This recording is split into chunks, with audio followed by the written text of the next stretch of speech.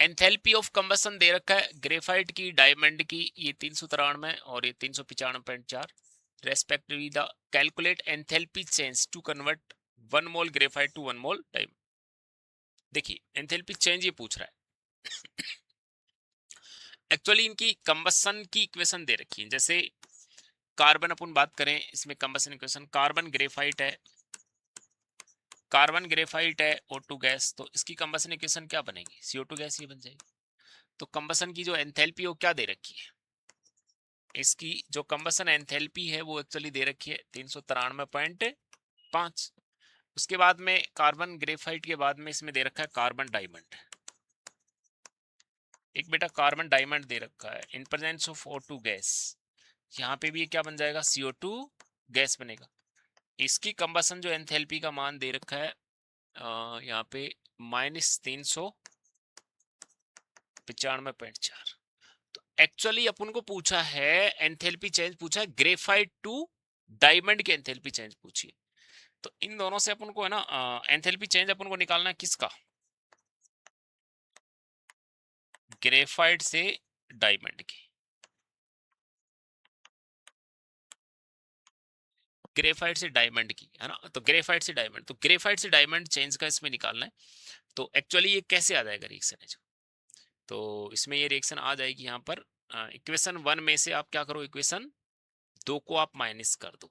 Equation इसको मान लीजिए यहाँ पे इक्वेशन 1 कर दो, और इसको क्या कर लेंगे अपन लोग, इक्वेशन 2 कर लेते हैं। तो यहाँ पे कर लेंगे अपना एक्चुअली इक्वेशन 1 माइनस इक्वेशन 2 कर लेंगे।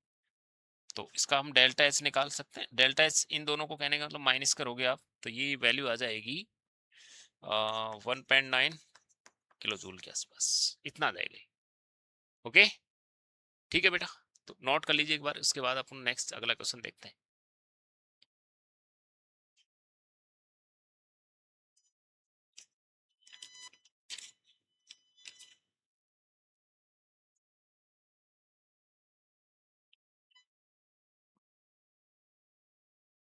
चलो हो गया ये वाला। चलिए इसके बाद अगला सवाल देखते हैं नेक्स्ट। अगला सवाल बेटा इसमें नेक्स्ट क्वेश्चन है एक, ये रेडॉक्स की एक बैलेंसिंग का सवाल है, बहुत ही बेहतर सवाल है, अच्छा सवाल है। और कैसे करेंगे इसको बैलेंसिंग को, तो बैलेंसिंग को ध्यान से समझना। एग्जाम में नीट के पॉइंट ऑफ व्यू से अपन देखें तो एग्जाम में हर बार सी लगभग इससे सवाल आ रहा है, बैलेंसिंग का सवाल, तो ये आपको आना चाहिए। सबसे पहले इस रिएक्शन को आप दो इक्वेशंस में आप इसको ब्रेक कर दीजिए, ठीक है ना। दो इक्वेशंस में आप ब्रेक कर दीजिए। एक तो देखो इसमें एक तो ऑक्सीडेशन वाली अपन कर लेंगे और दूसरी रिडक्शन वाली। एक तो रिडक्शन वाली और दूसरी ऑक्सीडेशन वाली, Cr2O7 -2। तो मैं डायरेक्टली कर लेता हूं उसको, किस में जा रही है, Cr+3 में रिडक्शन वाली, और दूसरी ले लेते हैं अपन ऑक्सीडेशन वाली। तो एक्चुअली ये देखिए यहाँ पर इसमें यदि अपन बात करें, एक मिनट थोड़ा सा इसको मैं एक बार लिखने में थोड़ा स्पेस और ले लेता हूँ। Cr+3 ओके, और इधर ये है दूसरी रिएक्शन जो है जो ऑक्सीडेशन वाली जो रिएक्शन है उसको अपन इधर लिख लेते हैं। इसमें एक्चुअली जो है SO2 जो है, SO2 कन्वर्ट हो रही है किसमें, SO4-2 में। देखिए बैलेंस करिए इसको, तो क्रोमियम को बैलेंस कर लेंगे। पहले कितना है क्रोमियम, 2। जिधर जितने ऑक्सीजन की कमी है S2 जोड़ दो, 7S2 यहाँ पे जोड़ दिया। हाइड्रोजन 7 दूनी 14, तो इधर कितने हाइड्रोजन जोड़ेंगे, 14 हाइड्रोजन जोड़ देंगे यहाँ पर, ठीक है। 14 हाइड्रोजन जोड़ दिया। उसके बाद में हम लोगों को चार्ज को बैलेंस करना होता है। तो चार्ज इधर कितना है, प्लस का 3 दूनी 6 चार्ज है, और यहाँ पे कितना चार्ज है इसमें 14 है तो 12। तो इधर कितना इलेक्ट्रॉन जुड़ेगा, अरे प्लस का 6 इलेक्ट्रॉन जुड़ जाएगा यहाँ। इसको बैलेंस करिए आप लोग यहाँ पर, तो बैलेंस करेंगे यहाँ पे सल्फर बैलेंस है, ऑक्सीजन तो 2 ऑक्सीजन की कमी है, तो यहाँ पे 2 H2 जुड़ गया। तो उधर कितना हाइड्रोजन जुड़ेगा, अरे 4H+ जुड़ जाएगा, ठीक है। फिर उसके बाद में इधर चार्ज कुछ नहीं, 0 चार्ज है, उधर चार्ज कितना, प्लस का 2 चार्ज। तो दोनों तरफ चार्ज बराबर करने के लिए 2 इलेक्ट्रॉन जुड़ेगा। ओके क्लियर है बात इतनी। अब क्या करो, पहली इक्वेशन को आप 3 से मल्टीप्लाई करना पड़ेगा इसको, और इसको कितने से मल्टीप्लाई करोगे, इस वाली को मल्टीप्लाई करोगे 1 से, ठीक है। तो इलेक्ट्रॉन यहाँ पर आपस में कैंसिल आउट हो जाएगा। तो फाइनली जो बैलेंस इक्वेशन यहाँ बनने वाली है वो बैलेंस इक्वेशन क्या बन जाएगी इसकी, बताइए। इसकी बैलेंस इक्वेशन यहाँ पे बन जाएगी Cr2O7-2 और इधर ये क्या है प्लस 14H प्लस, और इलेक्ट्रॉन आपस में कैंसिल आउट हो जाएंगे, देखना ध्यान दीजिएगा, इलेक्ट्रॉन आपस में क्या हो जाएंगे, कैंसिल आउट हो जाएंगे। यहां से क्या बचेगा, देखो इसको 3 से मल्टीप्लाई करेंगे तो 3SO2 प्लस वाटर मॉलिक्यूल कितना आएगा, 3 दूनी 6S2 और इतना आ जाएगा 6H2। और उसके बाद फिर इधर से देखो इस साइड में, इधर से तो क्या बचा 2Cr+3 प्लस वाटर मॉलिक्यूल कितना है 7, और इधर से क्या बचेगा, देखो 3 से मल्टीप्लाई करेंगे 3 सल्फेट, और H प्लस कितना हो जाएगा, ये 3 दूनी 6H प्लस और 3 दूनी 6 इलेक्ट्रॉन, तो इलेक्ट्रॉन तो आपस में क्या हो गया, इसमें कैंसिल आउट हो चुका है। फाइनली और थोड़ा सिंप्लीफाई करेंगे, यहाँ पे H प्लस जो है इसको और काट लीजिए, कितना बचेगा ये 8H प्लस, और S2 को भी सिंप्लीफाई कर लो, कितना बचेगा 1 S2 बचेगा। तो फाइनली जो बैलेंस इक्वेशन है वो आई है, वो ये आई है इसमें Cr2O7-2 plus 8H plus plus 3SO2, और फाइनली ये कन्वर्ट हो रहा है 2Cr+3 प्लस S2O प्लस ये आएगा 3 सल्फेट। तो इसको हम बैलेंस कर सकते हैं। देखो Cr2O7 जो है ये यहाँ पे क्या है, तो इसमें A का वैल्यू कितना आ गया, A का वैल्यू एक्चुअली 1 आ रहा है। बात करें B का वैल्यू, B का वैल्यू कितना आ रहा है, B का वैल्यू 3 आ रहा है, और C का वैल्यू आ रहा है 8, और X की वैल्यू यहाँ पे कितनी आई है, बात करें X की वैल्यू, तो X की वैल्यू इसमें आ चुकी है 2, और Y की वैल्यू सल्फेट कितना है देखिए 3, और Z का वैल्यू कितना आ रहा है, ZS2 को बता रहा है, तो Z का वैल्यू 1 आ रहा है। तो अब आप इसका मान निकालना था A प्लस बी प्लस सी, तो A प्लस बी प्लस सी कितना आया है, देखिए यहाँ पे इसका वैल्यू निकाल लीजिए, 1 प्लस 3 प्लस 8 प्लस बटे 2 प्लस 4 प्लस 1, कितना आएगा वैल्यू, 8 3 11 1 12, और ये 4 2 6 1 7। हाँ चलिए कितना आ रहा है ये, 3 2 5 1 6 आ रहा है एक्चुअली, ये 6 6 सॉरी 6 है ना, 3 2 5 1 6, तो 6 2 नहीं 12, तो इसका बेटा आ जाएगा 2 आंसर आ जाएगा, पहला आंसर आएगा इसका, ठीक है ना। तो बैलेंसिंग के सवाल भी ऐसे आते हैं और हर बार सी लगभग एग्जाम में पूछा जाता है, तो आप देख सकते हो इस तरीके से बैलेंस करेंगे, दो हाफ रिएक्शंस में इसको ब्रेक कर लीजिए, ठीक है बेटा। हाँ करिए, नोट करिए इसको।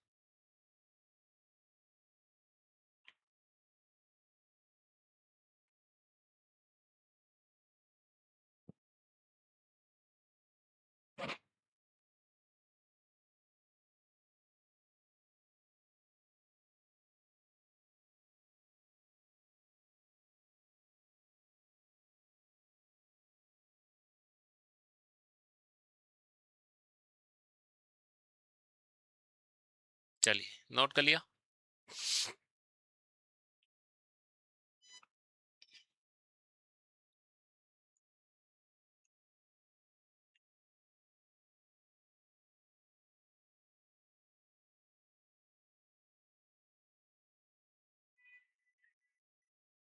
चलिए उसके बाद अपन देखते हैं अगला नेक्स्ट सवाल,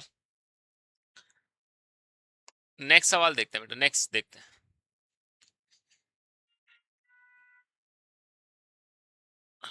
नेक्स्ट सवाल देख लेते हैं अभी इसके बाद।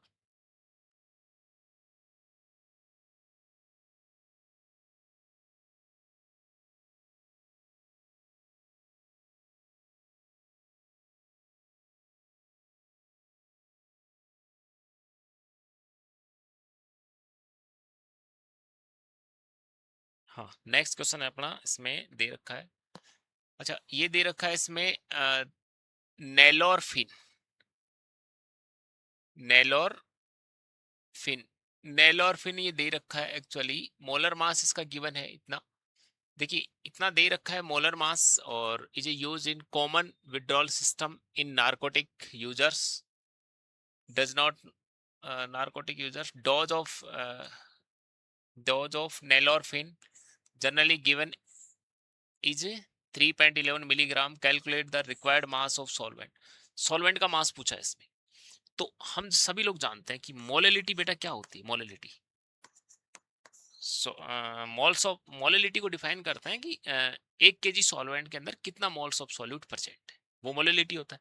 तो बिल्कुल आसानी से बता सकते हैं W1 बटे M1 इंटू W2। यदि इसको ग्राम में लेते हो, एक्चुअली ग्राम में लेते हो तो उसको 1000 से मल्टीप्लाई कर देंगे यहाँ पर, तो सब कुछ इसमें वैल्यू गिवन है।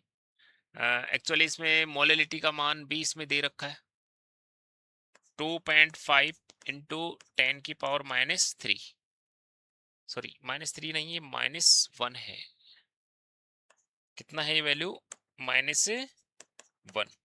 और इसका मास इसमें कितना दे रखा है, नेलोरफिन का जो मास है वो कितना दिया गया है, नेलोरफिन की इतनी यहाँ पे डोज बोला गया है। तो कितना है ये मास इसका, 3.11 हो गया, 3.11 हो गया ना। और इसका मॉलिक्यूलर वेट कितना गिवन है, मॉलिक्यूलर वेट गिवन है 311, और एक्चुअली W2 हमें निकालना है और 1000 ये आ जाएगा। तो जैसे इसको हम लोग सोल्व करेंगे तो इसका जो आंसर है बेटा निकाल सकते हैं, बहुत आसानी से आंसर आ जाएगा। तो एक्चुअली हमें यहाँ पर W2 का मान पूछा है, तो क्या आ जाएगा इसका आंसर, सोल्व करिए इसको। तो जैसे हम लोग इसको सोल्व करेंगे तो W2 की जो वैल्यू हमारे पास आएगी ना, 4 ग्राम आ जाएगा। इसका सोल्व कर लेना आप यहाँ पे आसानी से, ठीक है ना, 4 ग्राम आ जाएगा बेटा इसका आंसर, ठीक है। चलिए चलो उसके बाद और भी देखते हैं कुछ सवाल। देखिए अगला एक सवाल है इंपॉर्टेंट इसमें, हाँ नेक्स्ट एक ये क्वेश्चन देखिएगा, ये अच्छा सवाल है बेटा। ये वाला जो सवाल है ना, इस टाइप के सवाल भी एग्जाम में, नीट एग्जाम में पूछे जाते हैं। तो देखिएगा इस टाइप के सवाल, देखिए यहाँ पर अपन को एक्चुअली ये जो है राउल्ट लॉ के ऊपर ये सवाल है। तो राउल्ट जो इक्वेशन होती है ना, जो अपन ने लिखा था P टोटल बराबर क्या लिखते हैं, अरे P not A X A plus P not B X B, ये होता है। तो इसकी दो अलग अलग फॉर्म होती है, एक फॉर्म ये होती है जैसे P not B plus P not A minus P not B और ये एक्स ए। अभी देखिए कुछ ये जो इक्वेशन है ना, कुछ इसी फॉर्म में यहाँ पर दे रखी है। यदि मैं इस इक्वेशन को यहाँ पर जो है ना, इसको मैं इससे कंपेयर करूं, इस इक्वेशन को, तो इस इक्वेशन को इससे कंपेयर करोगे, जैसे इस इक्वेशन को यहाँ पे कंपेयर करते हो ना, तो क्या आना चाहिए आपके हिसाब से, क्या आना चाहिए बेटा इसमें। यहाँ पे अपन बात करें तो एक्चुअली ये जो है ना, इसके हिसाब से P नॉट बी का वैल्यू कितना है यहाँ पे, ये तो अपने देख लिया। P नॉट बी जो है वो कितना आ जाएगा, 90 P नॉट बी आ गया। आगे हम लोग सोल्व करें इसको, इससे कंपेयर करें तो यहाँ पे क्या आना चाहिए, P not A minus P not B बराबर ये आना चाहिए 180। तो P नॉट बी का जो है मान हम लोग लिख सकते हैं, कितना है 90 बराबर 180, तो कितना आ जाएगा, P नॉट ए बराबर आ जाएगा 180 प्लस 90, ये आ जाएगा 270 ये मान आ जाएगा। एक्चुअली अपन को रेशियो पूछा गया है, the ratio of the vapour pressure of pure liquid A B. Pure liquid A B का वेपर प्रेशर पूछा है ना प्योर स्टेट में, P not A P not B बराबर कितना आ जाएगा। तो P नॉट ए का आया है हमारे पास 270, रेशियो इसका कितना है 90। तो ये एक्चुअली ये रेशियो आ जाएगा 3:1 आ जाएगा बेटा। तो इस टाइप के कंपैरिजन के सवाल है ना, काफी दफा एग्जाम में पूछे जाते हैं। इसकी तीनों इक्वेशन जो राउल्ट लॉ के जो तीनों फॉर्म होते हैं ना, एक फॉर्म और आपको बता रखा है नोट्स में ना, उनको देख लीजिएगा। तीनों फॉर्म इंपॉर्टेंट होती हैं, तीनों में कंपैरिजन का सवाल बहुत बार एग्जाम में आता है ये वाला, ठीक है। तो चलिए इसको नोट कर लीजिए, उसके बाद अगला सवाल देखते हैं।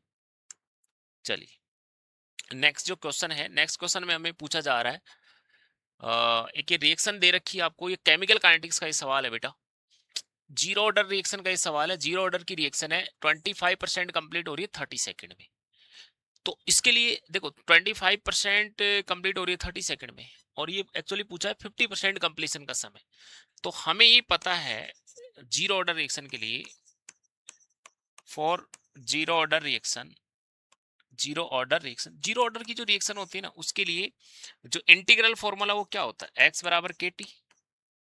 तो मैं एक्चुअली दोनों जो यहाँ पे टाइमिंग दे रखा है ना, कितने टाइम में कितने कंप्लीट हो रही है, दोनों के लिए मैं यहाँ पे कंपैरिजन वाला इक्वेशन बना लूंगा। तो एक्चुअली पहला बोल रहा है 25% कंप्लीट इन 30 सेकंड, और पूछा है मेरे को कितना है 50% कंप्लीशन का समय। तो क्या कर लेंगे इसमें, x2 बटे x1, और क्या आ जाएगा t2 बटे t1। x2 कितना आ जाएगा 50% का मतलब 0.5a, और पहला कितना बोला ये 25% मतलब 0.25a। ओके, t2 समय मेरे को निकालना है, t1 समय का टाइमिंग कितना दे रखा है 30 सेकेंड। तो इसको काट लेंगे, एक्चुअली ए से कट गया और 25 दूनी 50, तो t2 बराबर बेटा इसमें आ जाएगा 60 सेकेंड। 60 सेकेंड का समय लगेगा। तो इस टाइप के जो इंटीग्रल फॉर्मूला है ना, चाहे वो जीरो ऑर्डर का हो, फर्स्ट ऑर्डर का हो, है ना, जीरो और फर्स्ट ऑर्डर ये काफी इंपॉर्टेंट है। इसमें ना इंटीग्रल फॉर्मूले के ऊपर है, बहुत सारे एग्जाम में सवाल इसमें पूछे जाते हैं। तो इंटीग्रल फॉर्मूला एक आप जरूर देख लीजिएगा पूरी केमिकल काइनेटिक्स में, जो है ना, चाहे जीरो ऑर्डर का हो चाहे फर्स्ट ऑर्डर का हो, उस इंटीग्रल फॉर्मूले के ऊपर सवाल आता ही है। चाहे इसमें फर्स्ट ऑर्डर की अपन बात करें, फर्स्ट ऑर्डर में वो बनता है ना कि 50% कंप्लीट होने में कितना समय लगेगा, 75 में कितना लगेगा। एक पूछता है इसमें कुछ टाइमिंग और भी इंपॉर्टेंट होते हैं, जैसे 87.5%, 93.75%, एक 90% का होता है 99.99।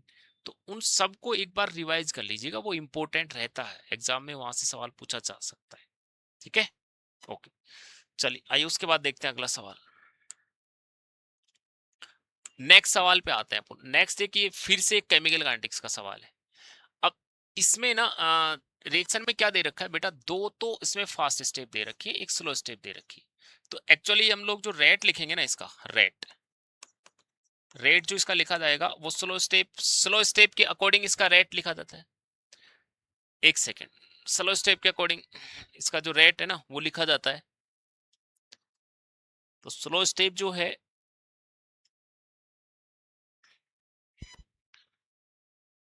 देखिएगा स्लो स्टेप के अकॉर्डिंग इसका रेट हम लोग लिखते हैं। तो स्लो स्टेप क्या दे रखी है हमें यहाँ पे, ए और ये आर।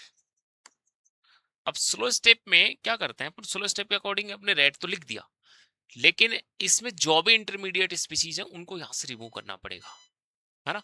तो इंटरमीडिएट स्पीसीज को रिमूव करने के लिए फिर यहाँ पे फास्ट स्टेप दे रखी होती है, वहां से इसका इक्विलिब्रियम कांस्टेंट लिखते हैं, फिर इसमें जो भी इंटरमीडिएट स्पीसीज की कंसंट्रेशन है उसको यहाँ से रिमूव कर देंगे। तो कैसे करेंगे देखिएगा आप, जैसे मान लो पहले इसमें एक फास्ट रिएक्शन दे रखी है वाली P प्लस क्यू, और ये convert into R, P plus Q convert into P plus Q. Actually एक सेकेंड, ये सवाल देखिएगा,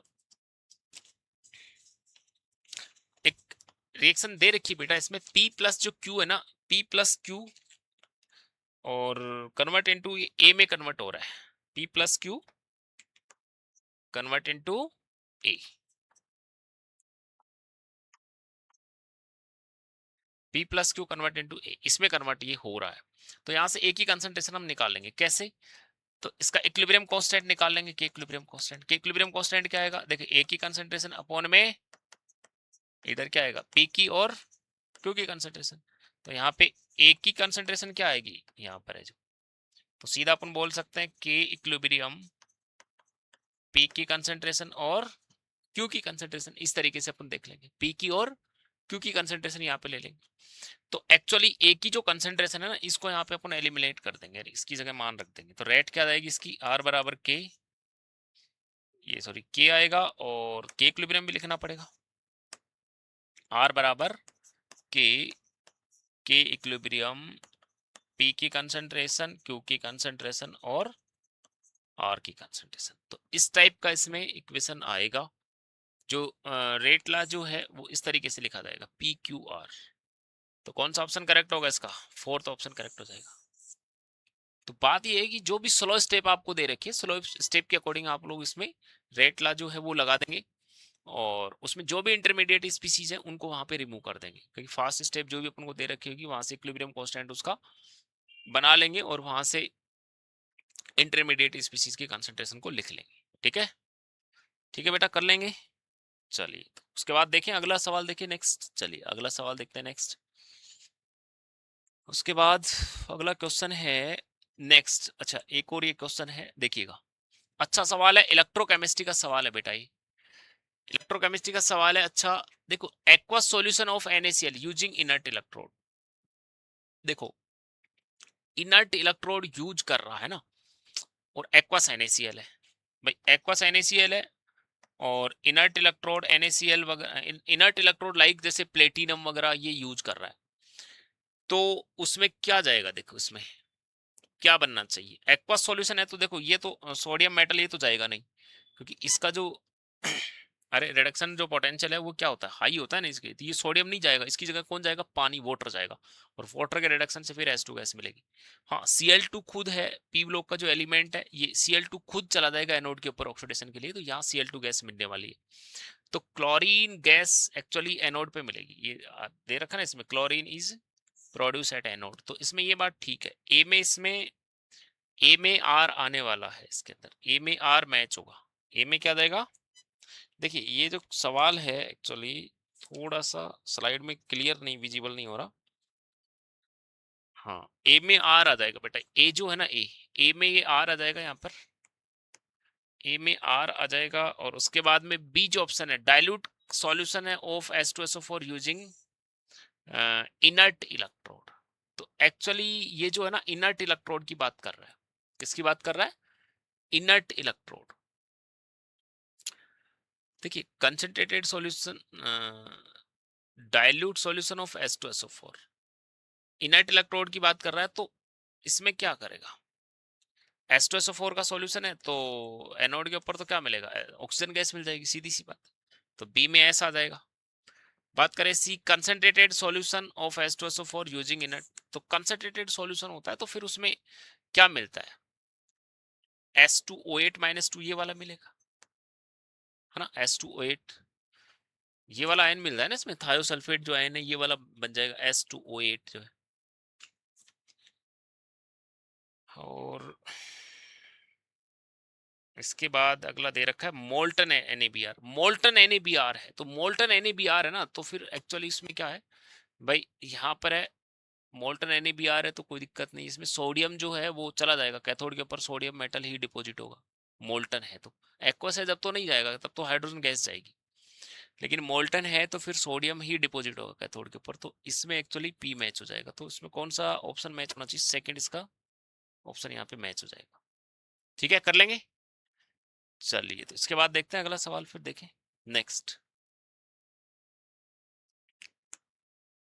अच्छा अगला सवाल बेटा दे रखा है, ये अच्छा सवाल है, बढ़िया, KSP दे रखा है आपको, अपन को यहाँ पर है जो, अच्छा KSP का मान यहाँ पे गिवन है, BSO4 का KSP, तो देखिए KSP आपको दे रखा है और मोलर कंडक्टेंस आपको दे रखी है, तो मोलर यदि मेरे को कंडक्टेंस निकालनी है BSO4 की, ठीक है ना, तो मैं क्या करूंगा इसमें, म्यू नॉट बेरियम +2 और म्यू नॉट सल्फेट +2, दोनों को यहाँ पर हम लोग ऐड कर देंगे, तो बेरियम +2 की कितनी दे रखी है,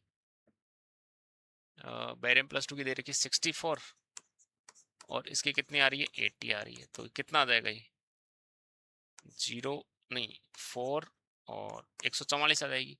अब एक्चुअली ये जो दे रखा है ना अपन को यहाँ पर इस क्वेश्चन में जो दिया गया है, जो BaSO4 है ना, तो BaSO4 क्या है,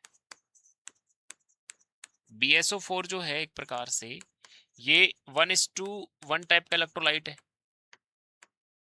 तो इसके लिए हम लोग जानते हैं ना KSP बराबर किसके होता है भाई, KSP बराबर क्या हो जाएगा, S² हो जाएगा, तो यहाँ पे हम लोग क्या निकाल सकते हैं, सॉल्युबिलिटी S निकाल सकते हैं, सॉल्युबिलिटी S का मान क्या जाएगा, √KSP, KSP का मान इसमें गिवन है, KSP कितना दे रखा है 10⁻⁻10 दे रखा है, तो कितना आ जाएगा 10⁻⁻5 आ जाएगा। तो एक्चुअली हमारे पास यहाँ सॉल्युबिलिटी आ गई है बेटा, यहाँ पर सॉल्युबिलिटी आ चुका है, और फिर अपन को निकालना क्या है इसके अंदर, एक्चुअली यहाँ पे निकलवा रहा है स्पेसिफिक कंडक्टेंस, तो हमें पता है मोलर कंडक्टेंस और स्पेसिफिक कंडक्टेंस का फॉर्मूला क्या होता है, ये होता है ना कप्पा × 1000 बटे एम। अब एक्चुअली यहाँ पे जो है ना एक सेचुरेटेड सॉल्यूशन बनता है इसके अंदर, तो सेचुरेटेड सॉल्यूशन में मोलरिटी की जगह हम लोग, सॉरी, हाँ, मतलब मोलरिटी की जगह हम किसका यूज कर सकते हैं, सॉल्युबिलिटी का यूज किया जा सकता है बेटा, ठीक है ना, सेचुरेटेड सॉल्यूशन के लिए। तो वो जो सॉल्युबिलिटी है ना उसको अपन यहाँ पे रखना पड़ेगा इसके अंदर, ठीक है, उसको यहाँ पे रखना पड़ेगा इसके अंदर। तो म्यू का मान एक्चुअली इसमें आया गया, कितना आ गया यहाँ पे, तो ये आ गया 144। कप्पा अपन को ये निकालना है, स्पेसिफिक कंडक्टेंस 1000, और एम यहाँ पे सॉल्युबिलिटी कितनी है ये रख देंगे यहाँ पे। तो एक्चुअली यहाँ से अपन सोल्व करेंगे इसमें, तो पूरा सोल्व कर लेंगे बेटा, तो इसमें कप्पा जो है स्पेसिफिक कंडक्टेंस है, इसका वैल्यू आ जाएगा। जैसे इसको मल्टीप्लाई करोगे तो ये आंसर आपके पास जो है वो आना चाहिए, इसका सोल्व कर सकते हैं इसको। और ये बेटा इसको ये मैंने सोल्व किया है, तो इसका आंसर आया 144 10 की पावर -8, 144 इंटू 10 की पावर -8, ये इसका आंसर आया है 10 की पावर -8। तो सेकंड इसका करेक्ट आंसर होना चाहिए, ठीक है। अच्छा सवाल था, कंसेप्ट आपको आना चाहिए। तो कंसेप्ट आप यदि आपको आ रहा है तो बहुत आसानी से आप क्वेश्चन को अटेम्प्ट कर सकते हैं, ठीक है ना। चलिए इसके बाद देखते हैं, अगला सवाल देख लेते हैं एक बार, नेक्स्ट। अच्छा, नेक्स्ट सवाल अपन को यहाँ पे दे रखा है बेटा, देखिए इसमें है ना इस सवाल में थोड़ा सा ट्रिकी सवाल है ये। 30 ml gases hydrocarbon, required 90 ml oxygen. तो देखो हाइड्रोकार्बन का वॉल्यूम बोल रहा है हाइड्रोकार्बन, और ये बोल रहा है एक्चुअली ऑक्सीजन का वॉल्यूम, और वॉल्यूम बोल रहा है ये किसका, CO2 का वॉल्यूम। इसका रेशियो कितना दे रखा है, 90 ml, 90 दे रखा है। एक मिनट, सॉरी, हाइड्रोकार्बन का दे रखा है ये कितना, हाइड्रोकार्बन का 30 ml है, हाइड्रोकार्बन का 30 ml, और 90 ml ऑक्सीजन, और ये 60 ml। तो एक्चुअली कितना आएगा ये, 1:3:2। तो एक्चुअली 1:3:2 है ना, आप इसको है ना आपको ट्रायल करना पड़ेगा सभी का। बाकी मैं आपको डायरेक्टली इसमें बता देता हूँ कि आपको सबका क्या करना पड़ेगा, सबकी कंबशन इक्वेशन लिख के ट्राई करो, और सब में फिर ये जो वॉल्यूम का रेशियो है ये वाला आ रहा है तो वो इसका आंसर हो जाएगा। तो एक्चुअली ये जो आंसर ये वाला जो आता है, तो ये इथाइलिन जो होता है ना, इसका इथाइलिन का जब हम कंबशन कराते हैं तो उसके कंबशन से ही आएगा। तो एक्चुअली क्या आता है, CO2 प्लस S2। तो कार्बन कितना है इसमें 2, और हाइड्रोजन कितना है 4, तो 2 यहाँ पे लगा देंगे। और ऑक्सीजन कितना हो जाएगा इसमें, 2 दूनी 4 और 2 6, तो 3 आ जाएगा। अब यहाँ पे आप देखोगे ना, वॉल्यूम ऑफ हाइड्रोकार्बन इसका, वॉल्यूम ऑफ ऑक्सीजन, और वॉल्यूम ऑफ CO2, तो इसका जो रेशियो कितना आ रहा है, 1:3:2 आ रहा है, ये वाला। तो बेटा ऐसे है ना आप चेक कर सकते हो, हालांकि ये तो मैंने डायरेक्टली इसमें बता दिया, लेकिन आपको सबको चेक करके इसको देखना पड़ेगा सब में है ना। अब बाकी सबका आप बनाओगे, इसमें कंबसन करोगे तो फिर ये वाला रेशियो इसमें नहीं आने वाला, ठीक है। लेकिन जो क्वेश्चनों का जो थीम है वो क्या होना चाहिए, वो ऐसे ही होता है, मतलब क्वेश्चनों को जो चेक करने का तरीका वो ये ही रहेगा, इसी तरीके से आप चेक कर सकते हैं। तो इस टाइप के सवालों में मतलब कहने का मतलब इस टाइप के कंसेप्ट आपको यूज में लेना पड़ेगा बेटा, ठीक है। चलिए, चलो इसके बाद देखते हैं अगला सवाल अपन, नेक्स्ट क्वेश्चन। नेक्स्ट क्वेश्चन देख लेते हैं इसके बाद। नेक्स्ट क्वेश्चन में ये पूछा गया है, एक्चुअली इस टाइप का दे रखा है, देखिए ये फॉर्मोल वगैरह, तो अब स्टाइकोमेट्री का सवाल है। देखिए ये ऐसे दे रहा है MnO2 प्लस 4HCl, और ये यहाँ बना रहा है MnCl2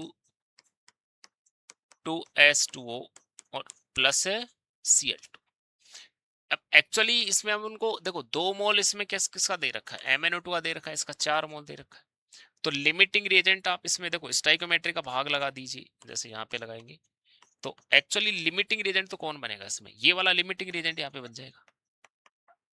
लिमिटिंग रिएजेंट कौन बनेगा, HCl बनेगा, HCl लिमिटिंग रिएजेंट इसमें बन जाएगा।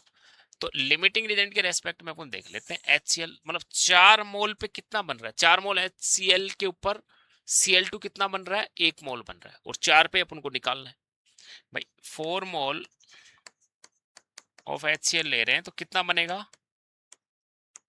अरे 1 मोल ऑफ Cl2 बनेगा ना, 1 मोल Cl2 बनेगा। और एक्चुअली ये बोल भी रहा है कहाँ पे, एसटीपी के ऊपर। एक सेकंड, हाँ एसटीपी पे बोल रहा है, एसटीपी पे ना।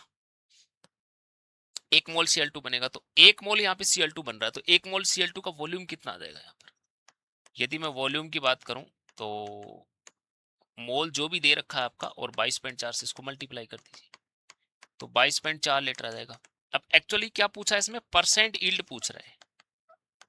परसेंट यील्ड क्या है कि जो भी आपका है ना जो थ्योरेटिकल नहीं सॉरी जो ऑब्जर्व वॉल्यूम आया है वो बटा नीचे आएगा इसमें स्टोइकोमेट्रिक वॉल्यूम। तो स्टोइकोमेट्रिक वॉल्यूम अपना कितना 22.4 है, और ऑब्जर्व वॉल्यूम कितना है इसका 11.2। स्टोइकोमेट्रिक वॉल्यूम का आप भाग लगा दीजिए, 100 से मल्टीप्लाई कर दीजिए, कितना आ जाएगा ये, तो ये आ जाएगा इसमें बेटा 50% इसकी यील्ड आएगी। यहाँ पर कितनी आएगी, 50% यील्ड आने वाली है इस सवाल के अंदर। क्लियर है, तो इस सवाल का कौन सा आंसर कौन सा जाएगा, सेकंड इसका आंसर होगा। ओके चलिए, चलो इसके बाद इसको नोट कर लीजिए। इसके बाद देखते हैं अपन नेक्स्ट अगला सवाल देख लेते हैं, नेक्स्ट क्वेश्चन देखते हैं फिर। तो ये बेटा सारे इंपॉर्टेंट सवाल हैं ये ना, इस टाइप के सवाल ही नीट का जो पेपर है उसमें इस टाइप के सवाल ही आपसे पूछे जाएंगे। तो थोड़ा सा एक बार है ना इस टाइप के सवालों की प्रैक्टिस कर लीजिएगा एक बार आप है जो, तो इससे आपको फायदा ही होगा। देखिए नेक्स्ट ये पूछा है कि हाइजेनबर्ग जो है एक्चुअली, एक सेकेंड थोड़ा सा, हाँ तो क्लियर बेटा, एक सेकंड थोड़ा सा ना क्लियर विजिबल नहीं हो रहा मेरे पास, तो मैं पेपर में पढ़ लेता हूँ उसको।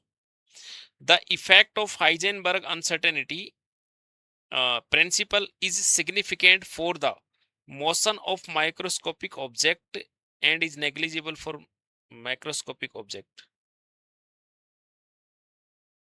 तो देखो हाइजेनबर्ग जो प्रिंसिपल है जो जितने भी माइक्रोस्कोपिक जो ऑब्जेक्ट हैं उनके लिए एप्लीकेबल है, ठीक बात है ना। और नेक्स्ट इसमें क्या बोला है, सेकंड स्टेटमेंट में बोल रहा है the associated uncertainty for the microscopic object are very high. नहीं, सेकंड स्टेटमेंट इसके, सेकंड स्टेटमेंट जो है ये इसमें गलत हो जाएगा, रॉन्ग है। ये बोल रहा है associated uncertainty for the macroscopic object are very high, तो मैक्रोस्कोपिक ऑब्जेक्ट, तो मैक्रोस्कोपिक ऑब्जेक्ट तो होगा नहीं, माइक्रोस्कोपिक ऑब्जेक्ट आएगा, तो ये गलत है इसमें स्टेटमेंट है जो। तो इसमें एक्चुअली कौन सा हो जाएगा, इसमें स्टेटमेंट फर्स्ट तो करेक्ट है और स्टेटमेंट सेकंड क्या जाएगा, इनकरेक्ट। तो इसमें ये वाला जाएगा, सेकंड वाला ऑप्शन इसमें करेक्ट होगा। ठीक है चलिए, चलो देखते हैं अगला सवाल। उसके बाद नेक्स्ट क्वेश्चन जो है इसमें बोला गया है, ये वाला सवाल है एक्चुअली, ये आइसोइलेक्ट्रॉनिक सेट का ये पूछा गया है। तो पहले में देखिए आप लोग, इसमें सोडियम में 10 इलेक्ट्रॉन है, यहाँ पे भी कितने होंगे 8 3 11 1 10, और इसमें भी 10 इलेक्ट्रॉन है, ये आइसोइलेक्ट्रॉनिक के सेट है। और तो बेटा ये जो है ना आइसोइलेक्ट्रॉनिक सेट पूछा है ना, तो ये तो सारे आइसोइलेक्ट्रॉनिक सेट लग रहे हैं, टोटल सारे आइसोइलेक्ट्रॉनिक सेट है। ये आइसोइलेक्ट्रॉनिक तो देख लोगे बहुत आसानी से, ये तो बहुत आसान सा सवाल था, इसमें कोई ज्यादा बड़ा इशू नहीं है। तो इसका ऑल द करेक्ट आंसर इसका आ जाएगा। ठीक है ये सारे सही है, इसमें कोई प्रॉब्लम नहीं। देखते हैं अगला सवाल फिर, ये आसान सा सवाल दिया था मैंने। हाँ ये अच्छा सवाल है, इस टाइप के जो क्वेश्चन है एग्जाम में बेटा पूछे जाते हैं कि किसका जो वेवलेंथ है वो सबसे शॉर्ट होगा, किसका मैक्सिमम होगा। तो इस टाइप के सवाल है ना एग्जाम में आने की पूरी पॉसिबिलिटी रहती है। तो जब वेवलेंथ अपन निकालते हैं 1/λ बराबर are Z square 1/n1 square minus 1/n2 square. देखिए पासन सीरीज की बात कर रहा है, तो पासन सीरीज के लिए n1 तो कितना हो जाएगा 3 हो जाएगा, और n2 एक्चुअली इनफाइनाइट आएगा एक्चुअली, क्योंकि यहाँ पे लैम्डा मिनिमम है। तो लैम्डा मिनिमम कब आएगा, जो लिमिटिंग लाइन होगी ना, लिमिटिंग लाइन का लैम्डा मिनिमम आएगा एक्चुअली, ठीक है ना, लिमिटिंग लाइन का। तो लिमिटिंग लाइन कहाँ से आ रही होती है, इनफाइनाइट से आ रही होती है। तो ये चीज आपको ध्यान रखना पड़ेगा। तो इस टाइप के कंसेप्ट पे बहुत है ना बहुत बार इस पे सवाल पूछे जाते हैं। बस बाकी तो इसमें क्या करना है आपको, इसमें वैल्यूज पुट करनी है, आंसर आपका निकल जाएगा। 1/λ बराबर आर जेड स्क्वायर 1/n1 कितना है 3 का स्क्वायर, और ये इनफाइनाइट का स्क्वायर। तो कितना आ जाएगा ये तो एक्चुअली ये आ जाएगा, इसको अपन सोल्व करेंगे तो 1/λ बराबर आर जेड स्क्वायर और 1/9। तो जेड का मान तो 1 आ ही जाएगा इसमें, क्योंकि अच्छा ये लिथियम +2 आयन है ना, तो लिथियम +2 आयन है तो लिथियम +2 के लिए जेड 3 होगा ना, तो 3 3 9, ये कैंसिल आउट हो जाएगा। तो एक्चुअली लैम्डा बराबर आएगा इसमें 1/r, 1/r आ जाएगा लैम्डा बराबर। तो तीसरा इसमें करेक्ट आंसर होगा। ठीक है, चलिए उसके बाद देखते हैं अगला सवाल। अगला सवाल इसमें जो पूछा गया है वो एक्चुअली ये बोल रहा है, थोड़ा सा क्लियर विजिबल नहीं हो रहा, एक बार देख लेते हैं।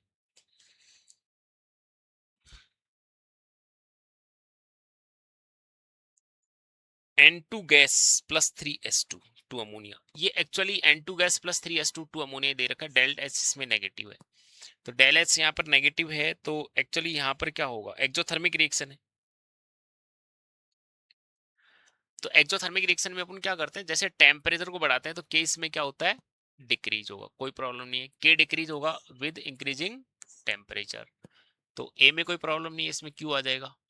सेकंड वाली रिएक्शन दे रखी है N2 gas +O2 gas 2NO, ये एंडोथर्मिक रिएक्शन है। तो एंडोथर्मिक रिएक्शन में क्या होगा, एंडोथर्मिक रिएक्शन में के को इंक्रीज करेंगे तो के इसमें एंडोथर्मिक में क्या होता है कि जैसे हम के को बढ़ाते हैं ना, नहीं टेम्परेचर को बढ़ाते हैं तो फिर के भी बढ़ता है, इसमें इक्विलिब्रियम कांस्टेंट है वो भी यहाँ पर बढ़ेगा इस वाले केस में, तो इसमें ये वाला आ जाएगा, कोई दिक्कत नहीं है। अगली वाली जो रिएक्शंस है इसमें विजिबल नहीं हो रहा, एक बार देखना। सेकंड रिएक्शन है, ये भी एक एंडोथर्मिक रिएक्शन दे रखी है, एंडोथर्मिक रिएक्शन है ये वाली भी है जो सी वाली।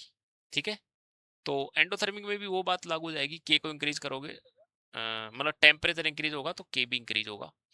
बाकी इसमें एक एक्स्ट्रा चीज और है, ये जो ऐड कर रखी है ना, moles of product increases due to addition of inert gas, ये बात ठीक है। कांस्टेंट प्रेशर के ऊपर यदि आप इनर्ट गैस को ऐड करते हो तो प्रोडक्ट के मोल हैं वो बढ़ेंगे।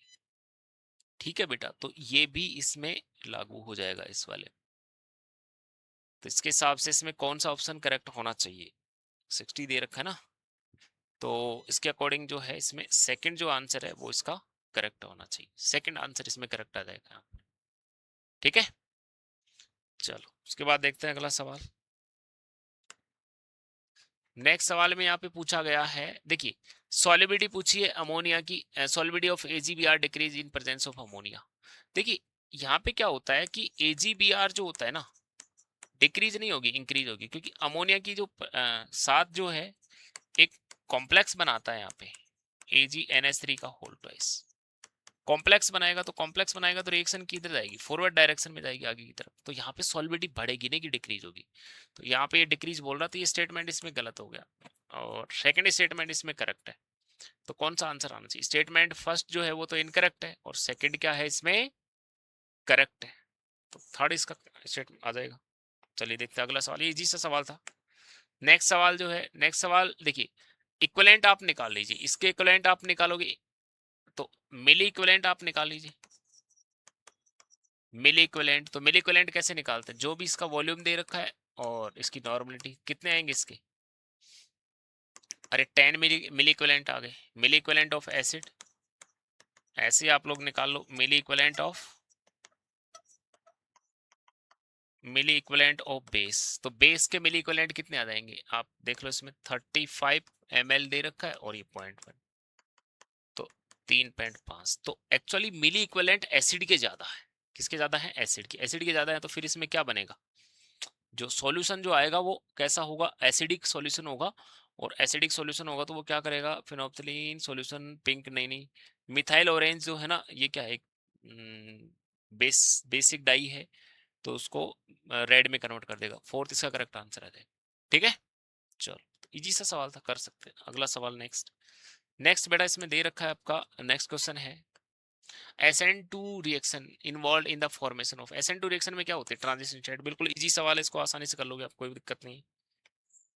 उसके बाद अगला जो सवाल है नेक्स्ट, नेक्स्ट क्वेश्चन में आपका, अच्छा ये भी बिल्कुल है, कंसंट्रेट HI के साथ में रिएक्शन, तो देखो इसमें क्या होती है, यहाँ तो डबल बॉन्ड करेक्टर आ जाएगा, तो ये बॉन्ड तो इसमें ब्रेक होगा ना, ये वाला बॉन्ड टूटेगा इसमें, तो इसमें एक ही HI काम आएगा, यहाँ HI कितना काम आएगा, एक, तो x की वैल्यू कितनी हो गई, 1। हाँ यहाँ पे ये वाला बॉन्ड भी ब्रेक हो सकता है, ये वाला, दोनों बॉन्ड इसमें ब्रेक हो जाएंगे, इसमें कोई प्रॉब्लम नहीं है। तो एक्चुअली इसमें फिनॉल बनेगा पहले और एक मिथाइल आयोडाइड बन जाएगा, है ना। फिर फिनोल अगेन HI के साथ में रिएक्शन कर लेगा, तो 1 मोल HI और यहाँ पे काम आ जाएगा, तो 2 HI का यहाँ पे यूज हो जाएगा, तो Y की वैल्यू आ जाएगी 2। तो एक्चुअली इसमें X प्लस वाई का मान पूछा है, तो 1 + 2 = 3। तो सेकंड इसका आंसर आ जाएगा, इसमें इसमें कोई प्रॉब्लम नहीं है। तो ये भी इंपॉर्टेंट रिएक्शन है, जो ईथर की जो है ना HI के साथ जो रिएक्शंस होती है ना, इसमें कौन कौन से प्रोडक्ट बनेंगे, तो इस टाइप के सवाल एग्जाम में बेटा आते हैं, तो इनको देख लीजिएगा एक बार, है जो रिवाइज कर लीजिएगा ना। फिर अगला क्वेश्चन जो है, नेक्स्ट क्वेश्चन इसमें दे रखा, अच्छा इंपॉर्टेंट सवाल है ये वाला, देखिएगा। देखिए ये इसमें फिनॉल की रिएक्शन आपको दे रखी है जिंक की प्रेजेंस में, तो जिंक पहले क्या करेगा, इसको बेंजीन में कन्वर्ट कर देगा। भाई फिनॉल है तो जिंक के साथ अपन कराएंगे इसको, फिनॉल है तो जिंक क्या करता है, इसको बेंजीन में कन्वर्ट कर देगा इस एक तरीके से, ठीक है। फिर बेंजीन की रिएक्शन अपन इसके साथ में कराएं, ये CH3 CH2 CH2 Cl, और ये क्या दे रखा है AlCl3, तो ये लेविस एसिड क्या करेगा यहाँ से, और इसको निकाल देगा, और ये कार्बोकेटाइन बनाएगा, एक्चुअली 1 डिग्री कार्बोकेटाइन रिएक्शन होकर के 2 डिग्री कार्बोकेटाइन, और वो फिर बेंजीन रिंग पे अटैक कर लेगा। तो एक्चुअली ये वाला बन जाएगा, इसमें आइसोप्रोपाइल बेंजीन इसमें बनता हुआ दिखेगा इस तरीके से, आइसोप्रोपाइल बेंजीन यहाँ पे बनेगा, और वो फिर यहाँ पे क्या हो जाएगी, इसमें हो जाएगी FSR हो जाएगी, Cl2 और H में FSR होगी यहाँ पर, तो जो क्लोरीन रेडिकल है वो यहाँ पे इस वाली पोजीशन पे जुड़ जाएगा। तो प्रोडक्ट एक्चुअली इसमें ये वाला बनना चाहिए कुछ, CH3C CH3 और ये Cl, तो ये वाला इसमें आ जाएगा प्रोडक्ट, फोर्थ आ जाएगा। कर लोगे, बहुत आसान सवाल था। उसके बाद देखते हैं अगला सवाल, नेक्स्ट वाला एक नेमिंग वाला रिएक्शन है बेटा, इसमें कोई खास नहीं है। ये वाला देखो, ये नेमिंग रिएक्शन है, तो ये विलियमसन क्या हो गई, विलियमसन सिंथेसिस हो जाएगी ये वाली। दूसरी रिएक्शन कौन सी है, फिनॉल की रिएक्शन इसमें करवा रहा है, फिनॉल की रिएक्शन है। अगली जो रिएक्शन है ना इसमें, एक सेकेंड,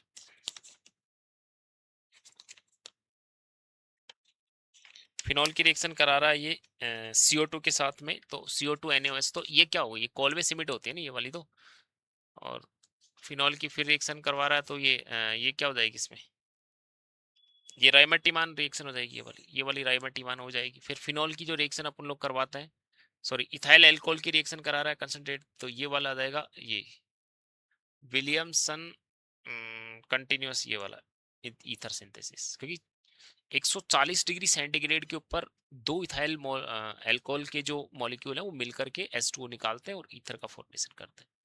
तो इसके हिसाब से कौन सा ऑप्शन इसमें करेक्ट मैच करना चाहिए, सेकंड इसका ऑप्शन करेक्ट हो जाएगा। ठीक है, चलिए अगला सवाल देखो नेक्स्ट। फिर उसके बाद में अगला देखते हैं, नेक्स्ट है ये भी काफी इंपॉर्टेंट सवाल है। आयोडोफॉर्म रिएक्शन होगी यहाँ पर, ये एक्चुअली ये तो बना देगा आयोडोफॉर्म CHI3, और एक इसमें बनेगा ये वाला बीटा कीटो एसिड बनेगा, ये वाला CH3COOH। तो बेटा ध्यान रखना, बीटा कीटो एसिड जो होता है ना उसमें विदाउट सोडा लाइम, यदि आप लोग इसको थोड़ा हीट भी कर दोगे ना, तो हीट कर दोगे तो भी ये रिएक्शन हो जाएगी, क्योंकि ऐसा होता है कि बीटा कीटो जो एसिड है ना, तो एक्चुअली यहाँ से क्या हो जाएगा, ये CO2 बाहर निकल जाएगा। बीटा जो keto acid, beta keto acid जो होते हैं, ये क्या बनेगा, बीटा कीटो जो एसिड है, बीटा कीटो एसिड, तो विदाउट सोडा लाइम भी अपन क्या कर लेते हैं इसको, विदाउट जो सोडा लाइम है, विदाउट सोडा लाइम भी है ना, इसको हीट करोगे ना आप लोग, तो यहाँ से क्या हो जाएगा, डीकार्बोक्सिलेशन हो जाएगा, CO2 निकल जाएगी। बीटा कीटो एसिड है, तो बीटा कीटो एसिड है तो उसमें सोडा लाइम लेने की जरूरत ही नहीं है यहाँ पर, तो कौन सा इसका ऑप्शन हो जाएगा करेक्ट, फर्स्ट इसका करेक्ट हो जाएगा। अच्छा सवाल है। नेक्स्ट अगला, हाँ ये कन्वर्जन का सवाल है, बिल्कुल आसान सा सवाल है, कोई दिक्कत नहीं इसमें। तो ये तो बेटा कन्वर्जन का है, सीधा आप ले सकते हो, पहला ही आ जाएगा एक्चुअली इसमें, CH3Cl ये ले सकते हो, NiOH, तो यहाँ पे क्या जुड़ जाएगा, CH3 कार्बोकेटाइन इसमें आ जाएगा, तो CH3 जुड़ेगा, देन फिर हम KMnO4 के साथ में करा देंगे, तो फिर इसमें क्या बन जाएगा, सीधा बेंजोइक बन जाएगा। ओके, और फिर तो ये कंसंट्रेट HNO3, यहाँ से क्या बनेगा, NO2+ इलेक्ट्रोफाइल आएगा, और वो कहाँ पे अटैक करेगा, क्योंकि ये कैसा है, इलेक्ट्रॉन विड्रॉइंग ग्रुप है, -I -R, तो ये मेटा डायरेक्टिव भी है, मेटा पोजीशन पे NO2 को जोड़ देगा। तो इसका तो सीधा पहला आ जाएगा यहाँ पर। फिर अगला सवाल नेक्स्ट देख सकते हैं कि which product obtain bye aldol reaction. तो बीटा हाइड्रोक्सी एल्डिहाइड कीटोन बनता है, इसका कोई दिक्कत नहीं है, बिल्कुल इजी सवाल था। हाँ, अगला सवाल देख सकते हैं फिर नेक्स्ट। तो ये तो क्या होगा इसमें, हेलोफॉर्म रिएक्शन हो जाएगी यहाँ पर, CS3 सॉरी हेलोफॉर्म नहीं, हाफमान ब्रोमेमाइड रिएक्शन। तो CS3CO इसमें निकल जाएगा, तो CS3NH2 और इसका रिडक्शन करा देंगे तो CS3CS2NH2। CS2 ग्रुप का डिफरेंस है तो ये होमोलोगस हो जाएगा। ये भी आसान सवाल था। उसके बाद अगला देखते हैं नेक्स्ट। ये अच्छा सवाल है, ER का सवाल है, लेस रिएक्टिव ER के प्रति। देखिए ER की रिएक्टिविटी है किन किन पे डिपेंड करती है, जो एक तो कार्बन कार्बन डबल बॉन्ड के बीच में पाई इलेक्ट्रॉन डेंसिटी, दूसरा इसमें जो भी कार्बोकेटाइन बन रहा है उसकी स्टेबिलिटी पे डिपेंड करता है ER की रिएक्टिविटी। तो इसमें तो जो देखो कार्बोकेटाइन यहाँ पे बनेगा, दो दो बेंजीन का इसमें रेजोनेंस मिलेगा, ज्यादा स्टेबल होगा। यहाँ पे भी एक्चुअली जो कार्बोकेटाइन बनेगा एक बेंजीन का रेजोनेंस स्टेबल होगा।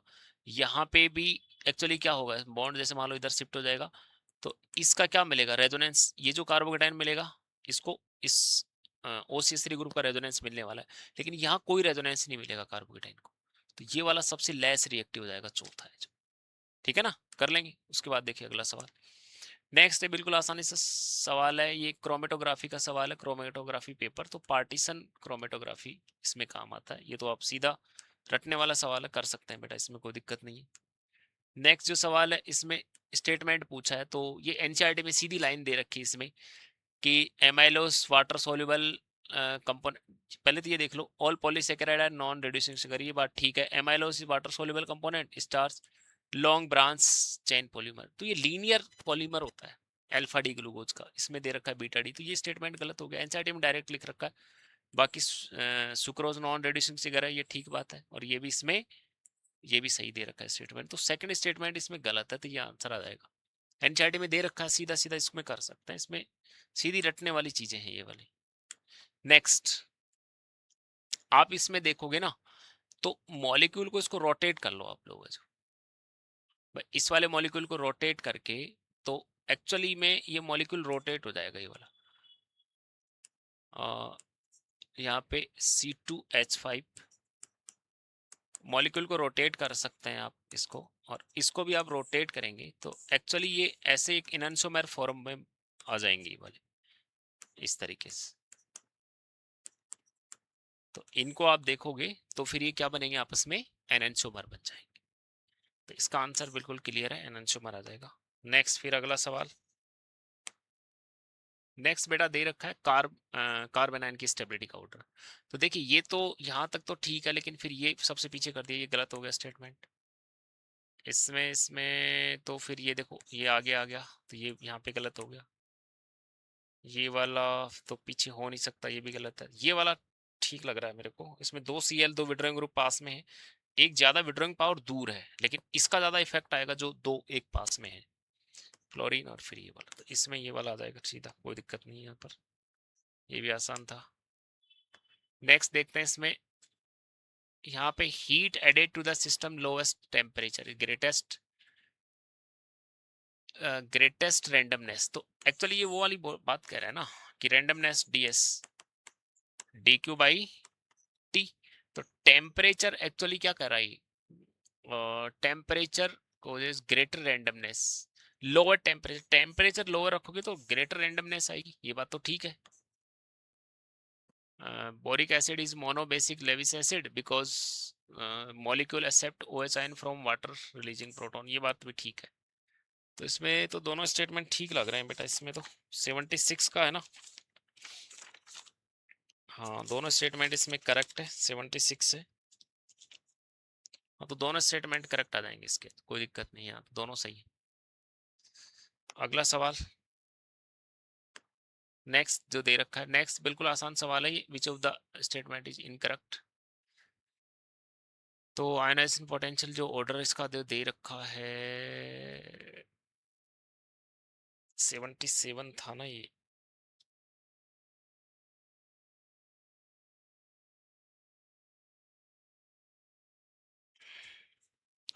क्वेश्चन में थोड़ा सा मिस्टेक लग रहा है, एक बार मेरे को थोड़ा सा बेटा इसमें देखना पड़ेगा एक्चुअली यहाँ पे, क्योंकि ये वाला आयनाइजेशन पोटेंशियल का ये भी स्टेटमेंट इसमें इनकरेक्ट है। इलेक्ट्रॉन एफिनिटी का ऑर्डर ये वाला तो ठीक है इसमें, और ये भी इसमें इनकरेक्ट आ रहा है, और इलेक्ट्रॉन नेगेटिविटी ऑर्डर sp3 का नहीं होगा, ये भी इनकरेक्ट है। तो एक्चुअली पूछा क्या है इसने, इनकरेक्ट है। चलो इसको देखते हैं एक बार, कंफर्म करते हैं इसमें क्या क्वेश्चन में मेरे को थोड़ा मिस्टेक लग रहा है इसका। अगला देखते हैं एक बार, नेक्स्ट वीडियो में इसको मैं डिस्कस कर दूंगा इस वाले क्वेश्चन को, एक बार इसको होल्ड रखते हैं। नेक्स्ट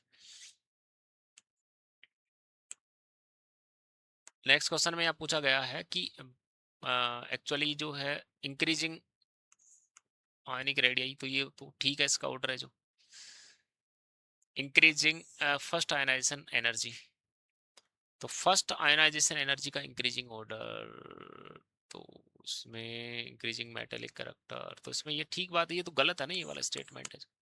फर्स्ट आयनाइजेशन एंथैल्पी अपन बात करें तो फर्स्ट आयनाइजेशन एंथैल्पी नाइट्रोजन की क्या होती है, ऑक्सीजन से ज्यादा होती है, क्योंकि इसमें हाफ फील्ड स्टेबिलिटी है। तो ये तो आ जाएगा बेटा ना। अगला देखिए, सिंपल था। नेक्स्ट पूछा है इसमें सभी क्या है, ऑल आर आइसो इलेक्ट्रॉनिक है, और all have the same nuclear charge, और O-2 हैज लार्जेस्ट रेडियाई। देखो आइसो इलेक्ट्रॉनिक है, ये बात ठीक है, सभी आइसो इलेक्ट्रॉनिक है, और सभी का न्यूक्लियर चार्ज सिमिलर है, ये बात तो गलत है। O-2 has the largest ionic radii, ये बात ठीक है, और Mg+2 रेडियाई सबसे कम है, तो ACD इसमें सेकंड, इसमें करेक्ट ऑप्शन होना चाहिए। आ जाएगा ये तो, इजी है ना। चलिए अगला देखते हैं फिर, नेक्स्ट सवाल। अब ये बेटा एकदम सिंपल सा सवाल है, चलो इसमें दे रखा है ऑक्सीजन के बारे में, तो ऑक्सीजन जो है ना O2, तो O2 एक्चुअली पैरामैग्नेटिक होती है, पैरामैग्नेटिक होती है, और O2 प्लस की बात करें या फिर O2 माइनस, तो माइनस और -2 नहीं होती, ये भी क्या होंगी, पैरामैग्नेटिक होगी, ये भी जो है पैरामैग्नेटिक हो जाएंगी इसमें।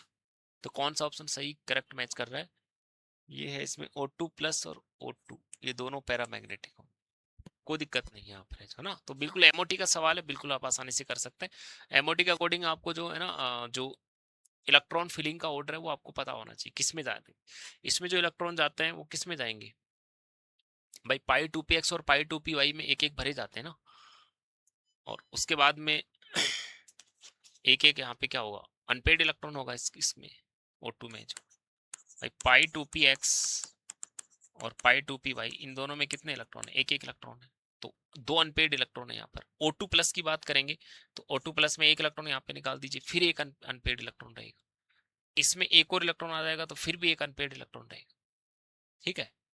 तो इस तरीके से ये आ जाएगा। उसके बाद में इजी था, ये एमओटी का सवाल था। नेक्स्ट सवाल देखते हैं।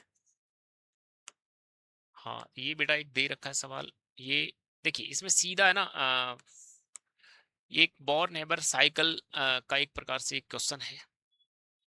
तो इसमें आपको क्या करना है, देखो जितनी भी दे रखी है आपको, सब्लिमेशन एनर्जी है, आयनाइजेशन एनर्जी है, ये सब पॉजिटिव एनर्जी होती है, एंडोथर्मिक प्रोसेस में इन्वॉल्व होती है। आयनाइजेशन एनर्जी पॉजिटिव होती है, बॉन्ड डिस्टेंस एनर्जी में डेल एच पॉजिटिव आता है, इलेक्ट्रॉन गैन एंथैल्पी नेगेटिव। तो इन दोनों को आप जोड़ करके इसमें से माइनस कर दीजिए, तो इसका आंसर आ जाएगा बेटा। तो कर लेना इसको, आ जाएगा, दोनों को जोड़ करके इसमें माइनस करना है बस, इसमें कोई ज्यादा सिंपल सा ही सवाल था ये, तो आ जाएगा इसका, दोनों इनको जोड़ करके माइनस करोगे आंसर आ जाएगा। और थोड़े से इंपॉर्टेंट एक आधे, हाँ एक सवाल में पूछा गया विच ऑफ द फॉलोइंग है one lone pair of electron on the central atom, central atom के ऊपर जिसमें एक लोन पेयर प्रेजेंट हो, तो ऐसे कौन से हैं। देखिए सेंट्रल एटम में अमोनिया के ऊपर आप देखोगे तो अमोनिया में भी कितना लोन पेयर है, एक है। SF4 में इसमें कितना लोन पेयर है, एक है। लेकिन XeF4 में दो लोन पेयर आ जाएगा, लेकिन XeF6 इसमें एक लोन पेयर है, तो एक्चुअली इसमें आ जाएगा फर्स्ट सेकंड और फोर्थ, सेकंड आंसर इसका करेक्ट हो जाएगा, है ना। तो ये तो निकाल लेंगे, बहुत आसान है। नेक्स्ट सवाल, इसमें पूछा है कि विच इज करेक्टली मैच पूछा है। तो ClO2 की बात करें ना अपन, ClO2 है, ClO2 का सेफ लीनियर, नहीं ये तो ClO2 का सेफ आयनिक कंपाउंड दे रखा है और उनका सामने इनका सेफ लिखा हुआ है। ClO2 का सेफ रेखीय, नहीं इसका तो V सेफ आएगा, एक्चुअली ये तो गलत है। तो पहला तो इसमें मैच नहीं होगा, पहला गलत हो गया। ClO2 T सेप, ये नहीं आएगा, ये भी नहीं आएगा, T सेप भी, इसका T सेप नहीं आएगा, सम प्लेनर नहीं आएगा, इसका भी टेट्राहेड्रल आना चाहिए। BF4 माइनस का क्या आता है, टेट्राहेड्रल आता है। और SF4 सीसा, हाँ ये ठीक है, SF4 का सीसा होता है, क्योंकि इसमें क्या होता है, sp3d हाइब्रिडाइजेशन है, 4 सिग्मा है और 1 लोन पेयर है, तो सीसा इसका आ जाएगा। फिर अगला सवाल देखते हैं, नेक्स्ट। एक्चुअली ये विच of the following order is not correct. पहला तो आयनिक कैरेक्टर का ये बात ठीक है। कोवेलेंट कैरेक्टर, तो कोवेलेंट कैरेक्टर देखो इसमें कैटायन फिक्स है, एनायन का साइज बढ़ रहा है तो कोवेलेंट कैरेक्टर बढ़ेंगे। दूसरे में आयनिक जो कैरेक्टर है, आयनिक कैरेक्टर इसमें इंक्रीज डिक्रीज हो रहा है, तो आयनिक कैरेक्टर डिक्रीज होंगे, तो ये बात इसमें ठीक है। कोवेलेंट कैरेक्टर जो है इसका डिक्रीज हो रहा है, तो ये स्टेटमेंट इसमें डिक्रीज नहीं होगा, इंक्रीज होगा, तो ये स्टेटमेंट इसमें गलत हो जाएगा। फोर्थ वाला स्टेटमेंट इसमें डिक्रीज होगा, ठीक है। चलिए 85 का देख लीजिए, उसके बाद अगला है 85। 85 बेटा इसमें दे रखा है, which of the following occur the consequence inert pair effect. Inert pair effect तो actually SnCl4 act as reducing agent, तो रिड्यूसिंग एजेंट तो ठीक बात है ये वाला, लेकिन इनर्ट पेयर इफेक्ट वगैरह थोड़ी नहीं दिखा रहा है ये वाला। SnCl2 एक्ट एज ऑक्सीडाइजिंग, ये तो गलत हो गया। SnCl2 एम्फोटेरिक, ये भी गलत है। ये अनस्टेबल है, बट PbCl2 इज स्टेबल, ये बात तो ठीक है। और एक्चुअली इनर्ट फेयर इफेक्ट के कारण ही होता है। PbO2 is a good oxidising agent, हाँ ये भी ठीक है। तो डी और ई जो स्टेटमेंट है इसमें दोनों सही है, तो इसका सेकंड आंसर आ जाएगा। तो इनर्ट पेयर इफेक्ट है, यहाँ से भी इनर्ट पेयर इफेक्ट इंपॉर्टेंट रहता है, यहाँ से भी एग्जाम में सवाल आते हैं इसके, ठीक है ना। अगला देखिएगा फिर, नेक्स्ट एक क्वेश्चन दे रखा है। अच्छा ये दे रखा है P4O6, तो ये हम बेटा हम सभी लोग जानते हैं P4O जो 6 है इसका एक क्या होती है इसकी स्ट्रक्चर, हम लोग सभी को पता है।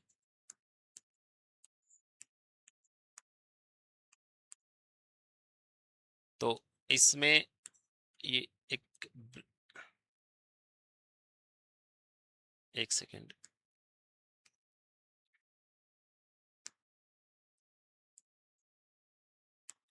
तो पीओपी बॉन्ड पूछा है एक्चुअली इसमें, तो पीओपी बॉन्ड कितने जाएंगे इसमें, देखो 1 2 3 4 और 5 और एक 6, तो नंबर ऑफ पीओपी बॉन्ड कितने आ जाएंगे यहाँ पे, 6 आ जाएंगे बेटा ना, 6 आ जाएंगे। बिल्कुल आसान, अच्छा सवाल है, वो पूछा भी जाता है। इसमें एक सवाल और भी पूछा जाता है, कितने शॉर्ट पीओ बॉन्ड है, वो P4O10 का सवाल आता है। तो फिर उन 4 ऑक्सीजन को कहाँ जोड़ना है, 4 ऑक्सीजन को इन पे जोड़ना है फॉस्फोरस के साथ, P4O10 की यदि स्ट्रक्चर पूछे तो वो वाला सवाल भी कई बार एग्जाम में आता है, तो इसको देख लीजिएगा। फिर अगला जो क्वेश्चन है, अगला क्वेश्चन इसमें दे रखा है, एक्चुअली ये आइसोमेरिज्म कोऑर्डिनेशन का सवाल है, तो कोऑर्डिनेशन का सवाल है इसमें दे रखा है, और इसमें NH3 6 CrCN6 और CrNH3 4 CN ट्वाइस, और ये तो आपस में ये क्या हो रहा है, इसमें लिगेंड एक्सचेंज हो रहा है ना दो कोऑर्डिनेशन स्पेयर के बीच, तो कोऑर्डिनेशन आइसोमर है, बिल्कुल ठीक बात है ये वाला। और ये कह रहा है कि लिंकेज आइसोमर 87 जो बोल रहा है, लिंकेज आइसोमर, तो लिंकेज आइसोमर सेकंड में तो पॉसिबल है नहीं। थर्ड जो सवाल है इसमें बोल रहा है कि ये लिंकेज है, तो लिंकेज इसमें है नहीं। लिंकेज कब होगा, कोई बाइडेंटेड एम्पीडेंटेड लिगेंड जब प्रेजेंट हो इसमें लिगेंड इसमें कॉम्प्लेक्स के अंदर, तब हो ना, इसमें एम्पीडेंटेड लिगेंड तो कोई है ही नहीं। फोर्थ जो सवाल है इसमें एग्जिबिट ज्योमेट्रिकल, नहीं ये भी नहीं होगा, तो इसमें पहला ही ऑप्शन इसमें करेक्ट हो जाएगा, फर्स्ट।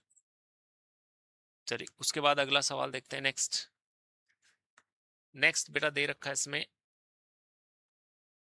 हाँ नेक्स्ट अगला दे रखा है। अगला सवाल है the following the correct order of stability. Stability का करेक्ट ऑर्डर पूछा है। तो देखिए ये स्टेबिलिटी की बात करें तो ऊपर से नीचे जाने पे क्या होता है, ट्रांजिशन एलिमेंट में ऊपर से नीचे जाने पे स्टेबिलिटी इंक्रीज होती है यहाँ पर। तो पहला स्टेटमेंट इसमें करेक्ट है।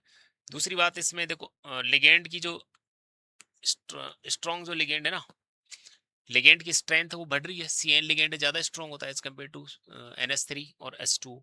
तो ज्यादा स्ट्रॉन्ग लिगेंड होगा तो वो क्या करेगा, कॉम्प्लेक्स को उतना ही ज्यादा स्टेबिलिटी प्रोवाइड करेगा। तो ये स्टेटमेंट भी इसमें करेक्ट है। बाकी ये जो है कोबाल्ट है, रोडियम है, इरिडियम है, इसमें भी आप देखोगे तो ऊपर से नीचे जाएंगे तो एक्चुअली ये भी क्या करता है, कॉम्प्लेक्स की स्टेबिलिटी को बढ़ाता ही है।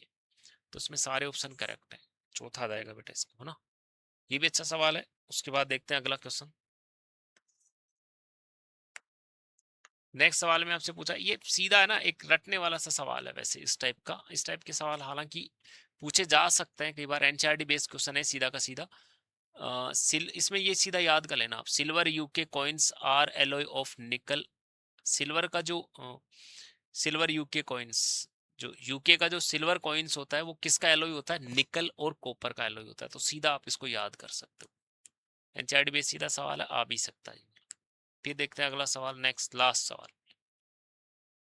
तो लास्ट बेटा ये सॉल्ट एनालिसिस का सवाल है। बिल्कुल इजी सवाल था, सीधा याद रखने वाला सा सवाल होता है। ए में तो ये क्या है, फर्स्ट ग्रुप के एलिमेंट है। ये सारे किसके हैं, फर्स्ट ग्रुप के। ये इसमें थर्ड ग्रुप के हैं। और ये किसके हो गए, फोर्थ ग्रुप के। और ये किसके हो गए, फिफ्थ ग्रुप के। तो फर्स्ट ग्रुप में किसको लेना होता है, तो इसको सीधा कर सकते हो आप लोग, H2 gas in presence of HCl। ए में तो फर्स्ट आ जाएगा ना, अरे ये सीधा है इसमें।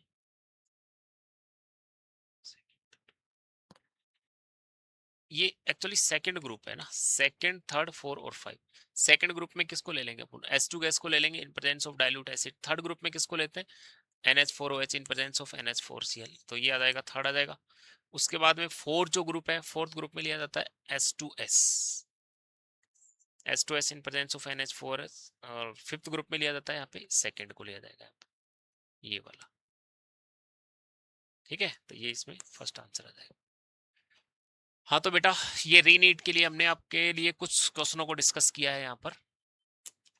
तो अगली क्लास में हमारी फिर हम ऐसे ही आपके लिए ऑल ओवर फुल सिलेबस से फिर 45 क्वेश्चन लेके आएंगे, इंपॉर्टेंट क्वेश्चन लेके आएंगे। इन क्वेश्चनों को एक बार आप देखिएगा, इससे आपको एग्जाम में बहुत ज़्यादा फायदा होने वाला है। क्योंकि ये मैं पूरा एनालिसिस करके पिछले जो 10-12 सालों की जो भी है नीट के जो भी क्वेश्चंस यहाँ पे आ रहे हैं सबका एनालिसिस करके, और फिर ये क्वेश्चन आपके लिए लेके आ रहे हैं टॉप 45 क्वेश्चंस। और इस टाइप के क्वेश्चन ही आपके एग्जाम में आपको मिलेंगे। अब बात ऐसे है कि आप पूरा सिलेबस रिवाइज कर रहे हो, लेकिन उसके साथ साथ है आपको थोड़ा थोड़ा है ये इंपॉर्टेंट क्वेश्चन है, इनको भी देखते रहना है कि एग्जाम में आने हैं इसी टाइप के, इसी वैरायटी के क्वेश्चंस आने हैं। ठीक है ना।